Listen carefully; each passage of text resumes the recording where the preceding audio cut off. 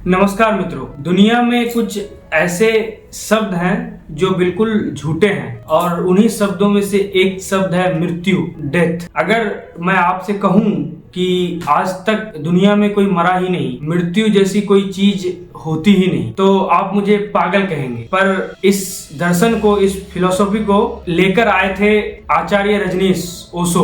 उनकी सबसे प्रसिद्ध पुस्तकों में से एक मैं मृत्यु सिखाता हूँ। उसमें उन्होंने कहा है कि मनुष्य अमृत है, समस्त जीवन ही अमृत है, पर हम अमृत की ओर आंख नहीं उठाते, अमृत की ओर एक कदम नहीं बढ़ाते। इस तरह हम जीवन से रह जाते हैं अछूते और मृत्यु से भयभीत प्रतीत होते हैं। जिस प्रकार मनुष्य किसी चीज को नहीं जानता, अपने आत्मज्ञान में उपलब्ध नहीं हो पाता, उसके अभाव में वह कुछ चीजों को सत्य मान लेता है और जीवन भर उससे भयभीत होता रहता है। तिब्बत के एक फकीर हुए मारपा, उनके पास एक व्यक्ति आए और उन्होंने पूछा कि मैं मृत्यु के संबंध में कुछ जानना चाहता हूँ। तो मारपा ने कहा कि मैं तो सिर्फ जीवन के संबंध में तुम्हें बता सकता हूँ, क्योंकि मैं जीवन हूँ, मैं जीवित हूँ। मृत्यु जैसी कोई चीज से मेरा परिचय नहीं है। अगर तुम्हें मृत्यु के बारे में जानना हो तो उन्हीं से पूछो जो मर रहे हैं या मरे हुए हैं। आगे ओशो कहते हैं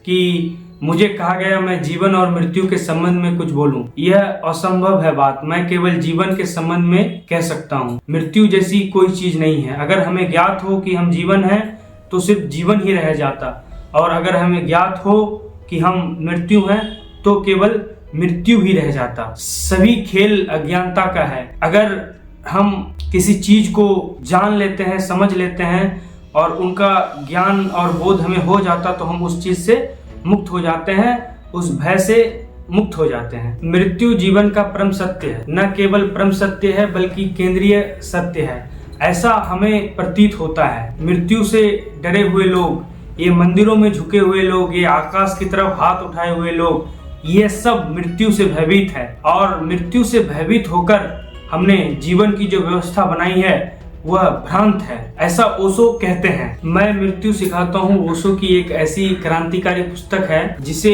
पढ़ने के बाद मुझे ऐसे सत्य के बारे में पता चला।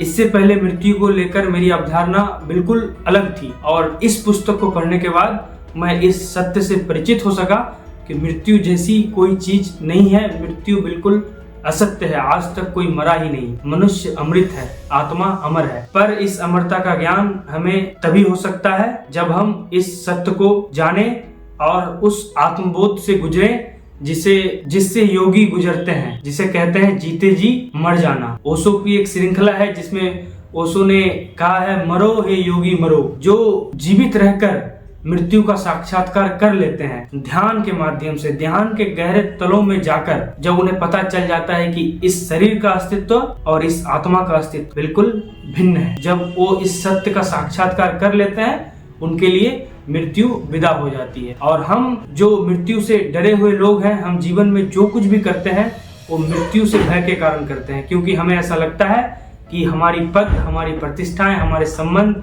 हमें अमरता की ओर ले जाते हैं। पर ऐसा कभी नहीं हो सकता। हम अमृत हैं, पर इस सत्य का जब तक हमें बोध ना होता तब तक हम मृत्यु से भयभीत होते हैं, और अगर हम इस सत्य को जान लेते हैं तो हम स्वतंत्र हो जाते हैं।